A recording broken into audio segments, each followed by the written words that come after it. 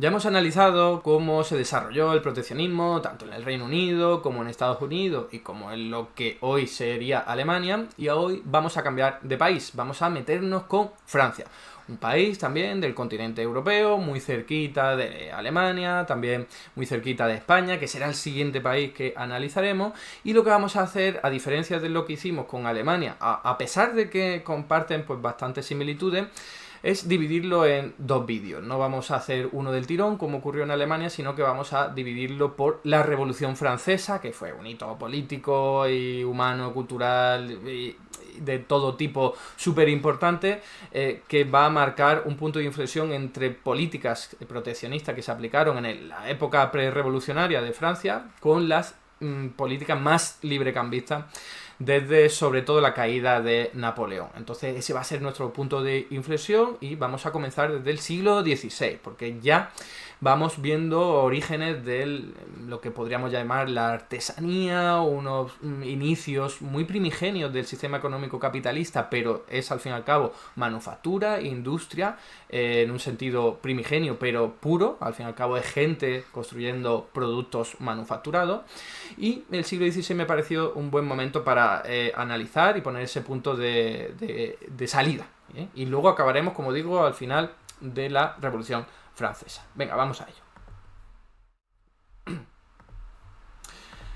Para ello, como siempre, nos tenemos que ubicar en términos históricos, en términos geográficos. Vamos a empezar por el siglo XVI. Aquí os traigo un mapita más o menos de cómo estaban pues los pueblos, las civilizaciones, los estados ya nacientes a lo largo de Europa. Ahí podéis ver que pues, Francia no tiene ni mucho menos la distribución fronteriza que tiene hoy día, pero ya es muy parecida, ¿no? Está absolutamente arrinconada entre los Pirineos y el Imperio Sacro-Germánico, a quien le va a ganar pues bastante territorio en las décadas siguientes, ¿no? Entonces, simplemente esto aquí para que lo tengamos en cuenta, por curiosidad, ya veis que hay esta Castilla, Aragón, Navarra y todavía el Reino de Granada, y vamos a hablar sobre todo de un economista, podríamos decir, sí, economista, aunque en aquella época, recordarlo, pues no existía como tal la ciencia económica, solo había muy poca gente que se dedicaba a ello y sobre todo era más entendido como una ciencia social, humanística y no algo puramente diferente, ¿vale?, del resto de las ciencias sociales, y es Barthélemy de Laffemas. No sé si lo conocéis, es probable que no lo conozcáis, de hecho no tenemos ningún tipo de imagen de él, ninguna pintura, nada, absolutamente nada. Lo único es, pues como aquí os traigo, pues una especie de, bueno, estatua o bueno, o como se llame a eso, no sé si es una moneda o qué, bueno, su rostro ahí, para que nos hagamos una idea de los tiempos de los que estamos hablando. Puro siglo XVI, él nació en 1545 y vivió hasta 1612, ya iniciando el siglo XVII. ¿Por qué os traigo a este hombre? Bueno, pues porque fue consejero del rey francés Enrique IV y tuvo una importancia tremenda no solo en las políticas que se aplicaron durante el gobierno de Enrique IV, sino también en dejar un legado al resto de economistas en el futuro. Porque este hombre pues tenía la mala costumbre de escribirlo prácticamente todo, y eso es una anomalía en esta época de la que estamos hablando, siglo XVI os recuerdo. Entonces, por eso lo conocemos básicamente, porque escribió muchísimo, al menos 15 escritos entre 1598 y 604, y lo que hacían esos escritos era básicamente compartir sus ideas sobre el comercio y la manufactura, ¿vale?, especialmente la textil, particularmente la seda, que era bastante importante en Francia en esta época. Os recuerdo, ¿no?, que ya estamos hablando del origen del sistema económico capitalista de una forma muy rudimentaria, pero está ocurriendo una artesanía que cada vez va cogiendo mayor fuerza dentro de las ciudades, pero también fuera de ellas, en el entorno urbano, entorno rural, pues familias que se ponen ahí a manufacturar una serie de tejidos para convertirlos en productos y poder venderlos, todo eso más o menos organizado. Y es cuando ya empieza, pues por supuesto, los estados a preocuparse preocuparse de cómo gestionar eso, ¿no? Cómo gestionar los nuevos productos manufacturados que ya vimos en su día, que en Suiza y en los Países Bajos sería el origen total, ¿no? El siglo XIII, siglo XIV, siglo XV, pero en Francia pues estaba cogiendo esto ya mucha importancia, un territorio también mucho más grande, y la idea era escribir, vamos a ver qué hacemos con todo esto que es absolutamente nuevo, hay que gestionarlo, hay que poner por escrito cómo se puede desarrollar desde las políticas públicas para que vaya mejor, ¿no? Entonces ese era el objetivo básicamente de este hombre, y que al margen de hablar en general de eso, pues lo que proponía era ampliar las jurandes, que era como una especie de corporaciones, también desarrollar las cámaras de comercio, ¿no? Oye, el comercio cada vez se hace más importante, encima hemos descubierto un nuevo mundo, hay una importancia tremenda con los flujos mercantiles, con la zona de África, la zona del sudeste asiático, también ahora con las Indias occidentales, América, ¿no? Así que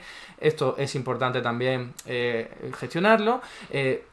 También proponía controlar las profesiones y formar aprendices. Tenemos que entender que en aquel momento los gremios eran muy importantes y la idea era vamos a tratar de gestionar y organizar esto y articularlo desde la propia corona, en este caso, de las propias autoridades públicas, y también aconsejó reducir las importaciones y desarrollar fábricas reales, apoyadas por el Estado directamente. Esto va a ser una constante en toda la política de Francia que vamos a ver a continuación, pero también, sobre todo, a partir de la Segunda Guerra Mundial. Esto es un clásico en Francia, ¿eh? Crear empresas públicas para controlar determinados sectores estratégicos. Hasta hoy día, Francia tiene importantes empresas públicas en sectores absolutamente estratégicos como la banca o la energía, ¿no? Como veis, esto ya empezó en el pleno siglo XVI, ¿eh? Crear fábricas que sean de la corona. Esto no es exclusivo de Francia, obviamente, pero sí que allí fue muy importante y tuvo, como digo, pues un desarrollo que ha durado un montón de tiempo, ¿no? Siempre apoyadas por el Estado, empresas públicas ligadas a la corona,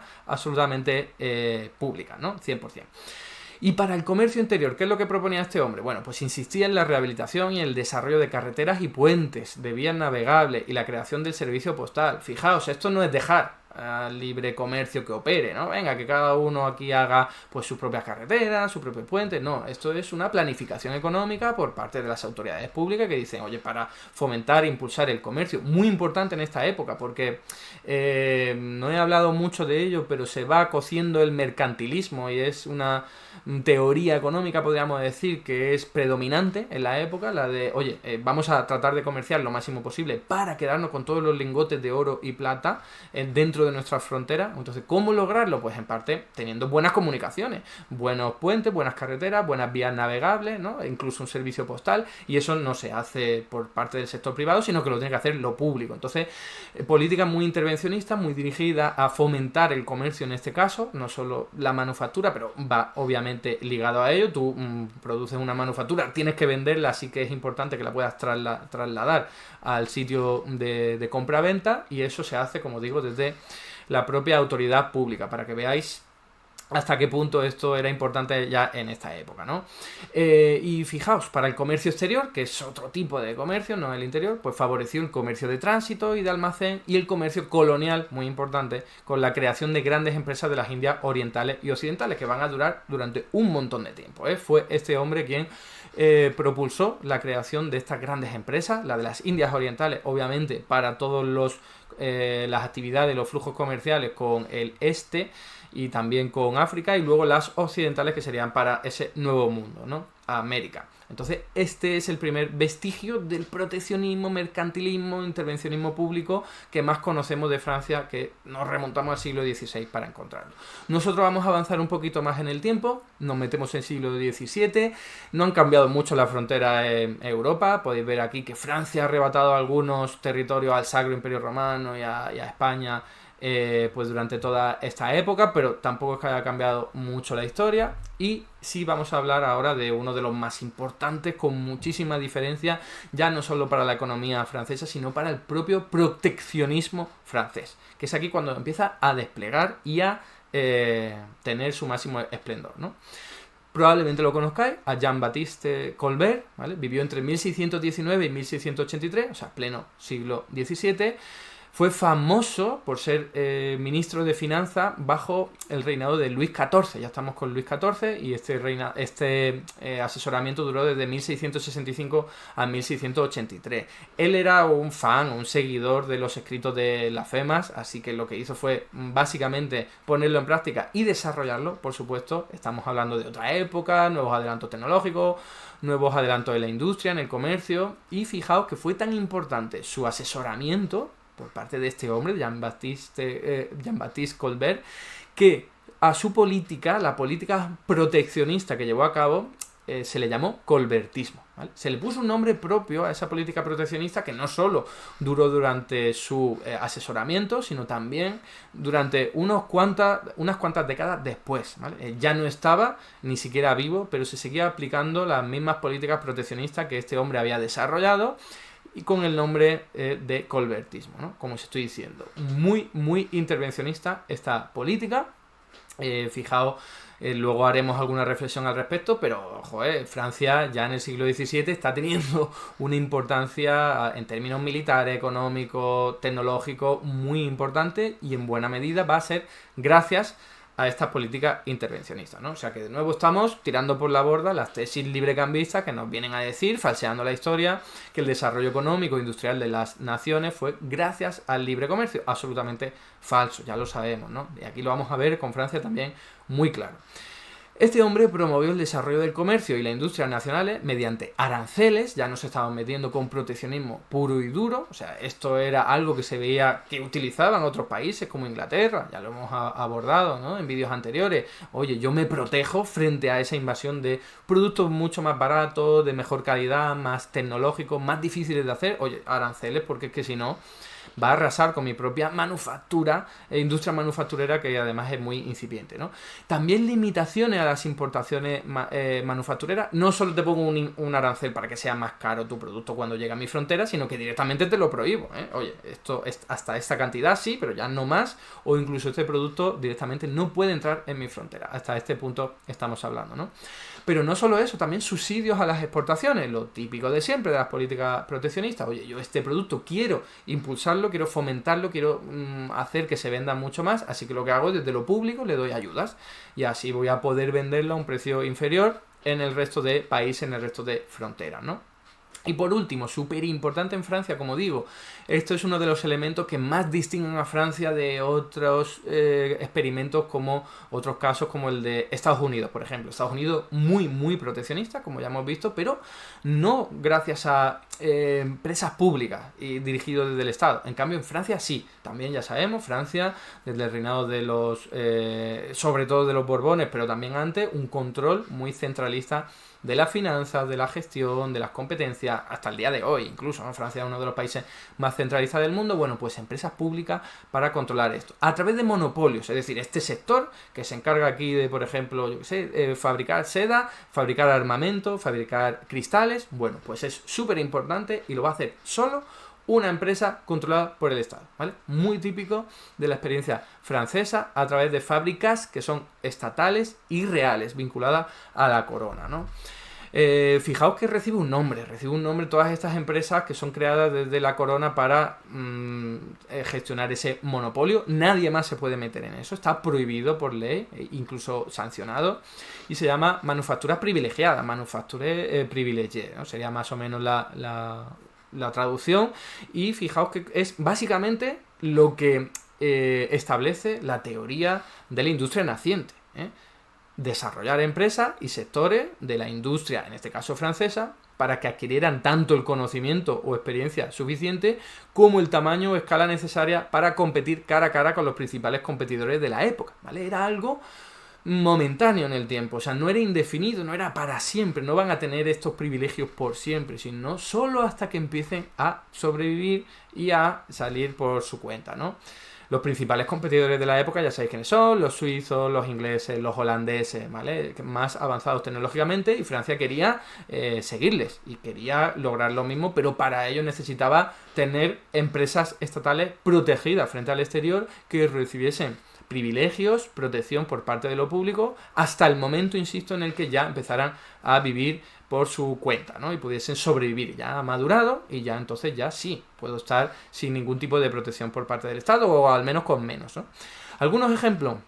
Fijaos, el más famoso es Saint-Gobain, que hoy día todavía dura. Aquí os traigo un ejemplo, o sea, una imagen para que veáis que las vidrieras de los súper famosas de los palacios de Versalles están hechos gracias a esa fábrica, que en su día era simplemente una fábrica real, ¿no? Una especie de, no sé, en aquella época obviamente era más una acumulación de artesanía muy habilidosa, ¿no? Artesanos y maquinaria muy potente para desarrollar pues la manufactura de vidrios, de espejos y tal. Hoy día es una gran empresa pública francesa, privatizada hasta cierta medida, que es todavía muy conocida. Eso sí, no solo se dedica ya a los espejos, se dedica a muchísimas otras cosas, ¿no? Luego otro ejemplo, Gobelino, las porcelanas de Sèvres, las fábricas de armamentos en Saint-Étienne, los Gobelinos lo he puesto otra vez, y bueno, está ahí repetido, pero fijaos que la idea es esa, ¿no?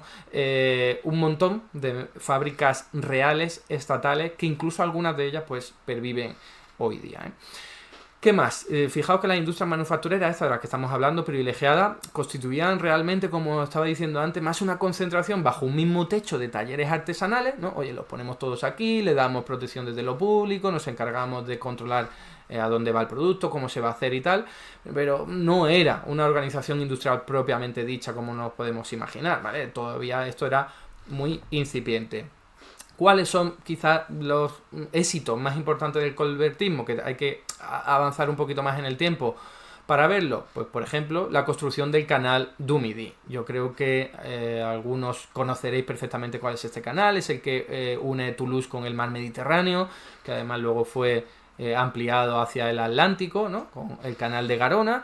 Pero fijaos que esto se inició en 1667, que dura hasta el día de hoy, obviamente con muchos cambios realizados, pero fue en 1667 a través de una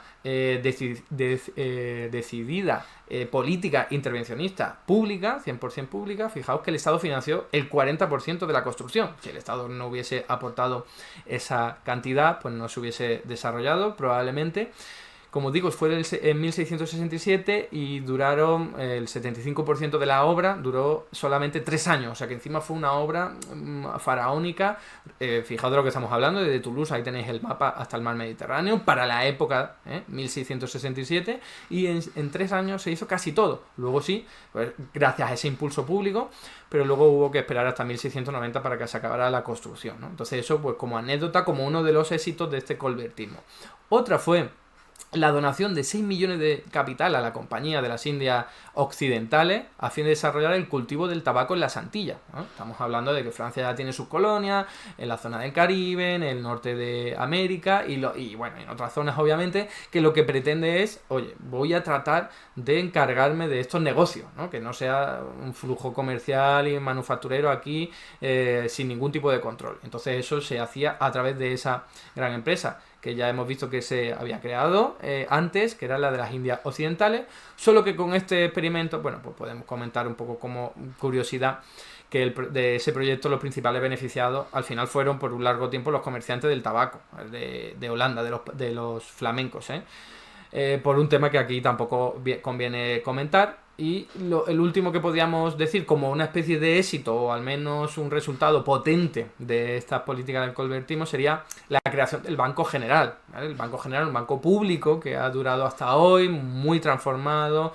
pero que y privatizado, obviamente, pero que, fijaos que estamos hablando de pleno siglo XVII. ¿Para qué fue creado? Pues para encargarse de financiar al propio Estado francés, la propia corona, pero también para financiar pues todas estas campañas de colonización, ¿no?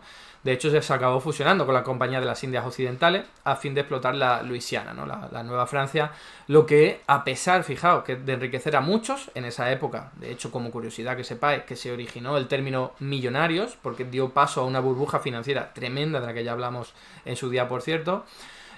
Pues esto acabó con esa gran crisis económica financiera. Y esto me va al pelo para hablar otra vez de John Law, ya lo hablé en su día, ¿vale? Él vivió de 1671 a 1729, también estuvo asesorando al gobierno francés como economista, como ministro de Francia, era un propio ministro, y fijaos que, ya lo comentamos en su día, este hombre se había dado cuenta que los ingleses controlaban la manufactura muy bien, un alto componente tecnológico, muchos conocimientos al respecto, más avanzados que en Francia, y lo que quería hacer era secuestrarlos directamente. Entonces, a fin de lograrlo, lo que hizo fue al final liarla o, mejor dicho, desencadenar una reacción por parte del gobierno inglés, que puso una ley para limitar la salida de tejedores pues muy y gente al fin y al cabo de la industria muy capacitada y muy formada, ¿no? Para que no pudiesen salir de Inglaterra y al final que estuviesen pues compartiendo los conocimientos con otras colonias rivales, ¿no? Este era el espionaje del momento. O sea, John Law sería probablemente el primer espía importante que conocemos, ¿no? Espía para los estados en este caso. Y avanzamos ya a la última parte de este vídeo, hacia el siglo XVIII. Nos metemos ya en el siglo prácticamente de oro, de mayor esplendor económico de Francia. Fijaos, aquí tenéis el mapa de Europa otra vez, no hay mucho cambio, está ya el reino de Francia absolutamente consolidado, con mucho poder económico, militar, cultural. Y ni que decir tiene que esto en buena medida fue por el colbertismo. O sea, es una correlación muy clara entre estas políticas de intervención decidida, por supuesto también para invadir nuevos territorios, para colonizar, para guerrear contra los vecinos, pero que daba buenos resultados en términos de desarrollo industrial, desarrollo también comercial, ¿no? ¿Y qué es lo que ocurrió en esta época? Pues que tenemos que hablar de una nueva corriente de pensamiento, una nueva escuela, podríamos incluso decir, que es la de los fisiócratas, bastante conocida, porque se considera que son los primeros en hablar de una ciencia económica, ¿no? Hasta entonces no, se hablaba, insisto, de economía como una especie de práctica que se llevaba a cabo por parte de los empresarios, por parte de los gobernantes, pero no era una ciencia como tal, ¿no?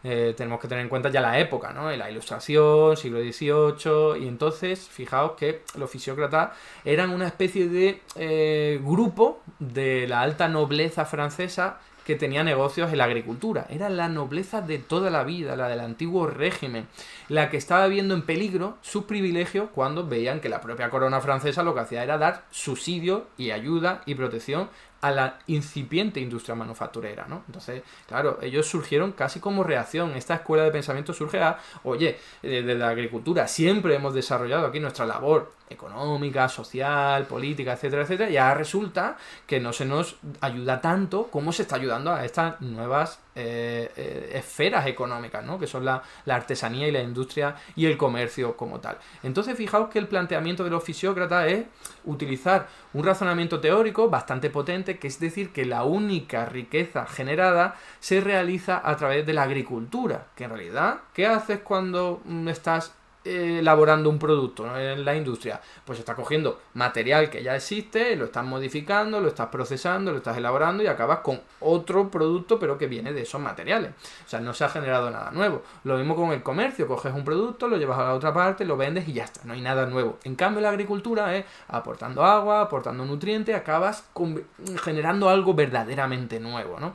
Entonces, ese es el razonamiento teórico que utilizan para decir, la agricultura es lo único que genera riqueza. Por eso hay que defenderlo a ultranza y por eso hay que también pasar del resto de sectores económicos. Fijaos que su principal fundador, que fue François Quesnay, dijo literalmente en 1767, y luego lo repetiría hasta la saciedad, él y sus propios discípulos: no pierdan jamás de vista el soberano y la nación, que la tierra es la única fuente de riqueza. Así, directamente, sin tapujos, ¿eh? Fijaos que es un planteamiento pues que nos podría parecer, no sé, innovador, pero va, al fin y al cabo, a proteger lo de siempre, que es la agricultura, lo que ya llevaba pues milenios desarrollándose, ¿no? Y claro, ¿qué es lo que pasa desde este punto de vista? Que la manufactura, la industria en general, el comercio quedan absolutamente pues denostados. Es algo que no aporta valor y como tal tiene que quedar en un segundo lugar. Así que se empiezan a meter mucho con todo lo que tiene que ver con la protección pública hacia esos sectores. Por eso se meten con la intervención. Controles gubernamentales tales como los monopolios, como los impuestos excesivos, como los burgueses parasitarios. Claro, para esta gente era nueva burguesía que empieza a aparecer en el siglo XVII, siglo XVIII y empieza a tener más poder de lo normal. Fijaos que todavía estamos hablando del antiguo régimen, ¿no? Todavía no se ha producido la Revolución Francesa, aunque está a punto, en parte precisamente por todo esto que estamos hablando del ascenso de la burguesía, ¿no? y la industria en general. Entonces, fijaos que también se metían con el feudalismo europeo, pero la idea suya era, oye, la naturaleza es lo que nos ha dado aquí, lo que tenemos en este universo, es lo que hay que defender. ¿Y cuáles son las leyes de la naturaleza? No intervenir.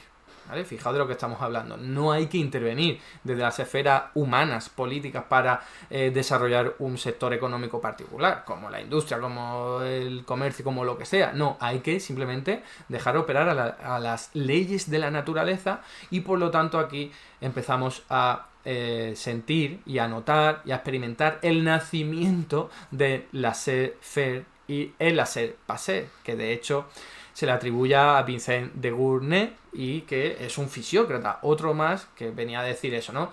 Deja hacer y deja pasar. El mundo funciona por su cuenta, ¿no? Sería esa la traducción de esa famosa frase que todavía hoy se utiliza para hablar de los liberales. Los liberales, ¿qué es lo que quieren? Pues laissez-passer, ¿no? Que déjalo hacer, deja que pase. No te metas en las leyes naturales del mercado en este caso, ¿no? Los fisiócratas no hacían una mención explícita al mercado, sino a las leyes de la naturaleza, pero ya veis este símil súper importante con el liberalismo económico clásico, que verá su desarrollo con Adam Smith, por cierto, unos años más tarde. La frase de Quesnay es de 1767, el libro de la riqueza de las naciones de Adam Smith es de 1776, ¿no? Entonces sería unos 10 años casi más tarde. Pero de hecho Adam Smith se posicionó al respecto. O sea, claro, fue coetáneo, lo vivió y lo criticó, Fijaos de lo que estamos hablando. Criticó unas cosas y otras las ensalzó. Os podéis imaginar. A Adam Smith le gustaba mucho eso de, oye, no te metas con políticas públicas en la economía. Tú deja que la mano invisible del mercado, como la llamó él, opere, ¿no? Para los fisiócratas era la naturaleza, ¿no? Lo que está al fin y al cabo cruzando la demanda con la oferta y señalando los precios sería la naturaleza. Es un enfoque diferente, pero acaba con los mismos resultados, las mismas recomendaciones de política económica. Es no te metas en la industria, no te metas en el comercio. Eso sí, Adam Smith criticaba muy duramente que esta gente, los fisiócratas, pues denostaran la industria y el comercio. Adam Smith lo ponía en valor, decía que era productiva, que la agricultura es verdad que era el sector más productivo, pero que la industria y el comercio eran también productivas, aunque lo fuera menos, ¿no? Fijaos que estos fisiócratas son un grupo de la nobleza, insisto, tienen poder, tienen recursos, tienen influencia, empiezan a contaminar las cortes de los reyes franceses, ¿no? Primero con este hombre de François Quesnay, que fue, como digo, su fundador, y es que llegó a ser asesor de Luis XV, ¿vale? Y su discípulo Turgot fue miembro de la corte de Luis XVI, o sea, estaban ahí. Os podéis imaginar, antiguo régimen, gente de la nobleza con mucho poder, mucha influencia, también sobre la corona, con muchos recursos, y están comiéndole la cabeza, por así decirlo, a los reyes para que abandonen esas ideas colbertistas que habían dado muy buenos resultados, sí, en términos de desarrollo industrial, pero que a ellos no les gustaba porque también ponían en riesgo sus propios privilegios como clase absolutamente acomodada en torno a la agricultura y en torno a la ganadería y también la pesca, ¿no? Entonces, fijaos que empezaron ahí poco a poco, como digo, a hacer mella, no solo en las cortes, la corona, sino también en el imaginario colectivo, por supuesto.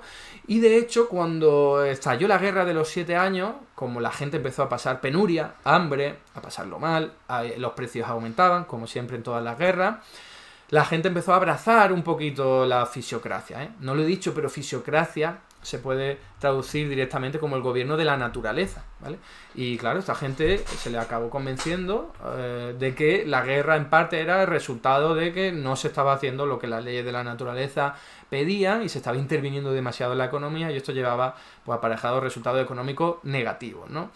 Y claro, como era gente con dinero, con influencia, ¿qué es lo que hacían? Pues difundirla. Ya lo vimos. Esto es más o menos lo mismo que ocurrió con el liberalismo económico en el Reino Unido. Ocurrió más tarde, pero es muy parecido. Un grupo de gente que quiere difundir sus ideas, convencer a los demás. ¿Y cómo lo hace? Pues escribiendo y publicando y fundando nuevos diarios, ¿vale? Ahí tenéis unos cuantos: Diario Económico desde 1721 a 1772, el Diario de Comercio de 1759 a 1762 y el Diario de la Agricultura y el Comercio y la Finanza de 1765 a 1774, ¿no? O sea, son panfletos, son diarios, son escritos que en su día le servían para difuminar estas ideas y convencer a la gente de que la fisiocracia era lo mejor. Y lo consiguieron en términos relativos, en términos parciales, ¿vale? Porque no se salieron con la suya de convertir a los gobernantes del siglo XVIII, importante ese matiz, en fisiócratas, pero sí que lograron algunas modificaciones en la legislación para que favoreciera los intereses de la agricultura y del sector de la agricultura y la ganadería. Entonces sí se salieron con la suya parcialmente, pero desde luego no pudieron enfrentarse ya a una burguesía que cada vez tenía más poder, cada vez tenía más recursos y que lo va a cambiar todo con la Revolución Francesa, porque ese va a ser el punto de inflexión en el que ya las cosas van a ser diferentes, ¿eh? Pero la burguesía aquí todavía resistió. ¿Por qué? Porque era la moda, hay que entenderlo, era lo nuevo, era lo novedoso. Oye, que es que estamos en fábrica realizando productos manufactureros de una calidad tremenda, acompañados con máquinas muy elaboradas, muy avanzadas, que lo estamos viendo que lo hacen los flamencos, los suizos, los ingleses, nos estamos desarrollando muchísimo. Os recuerdo, siglo XVIII, o sea, Francia era una potencia económica muy importante, si no la más potente del continente europeo, y en buena medida había sido por este desarrollo industrial y comercial gracias a las colonias, ¿no?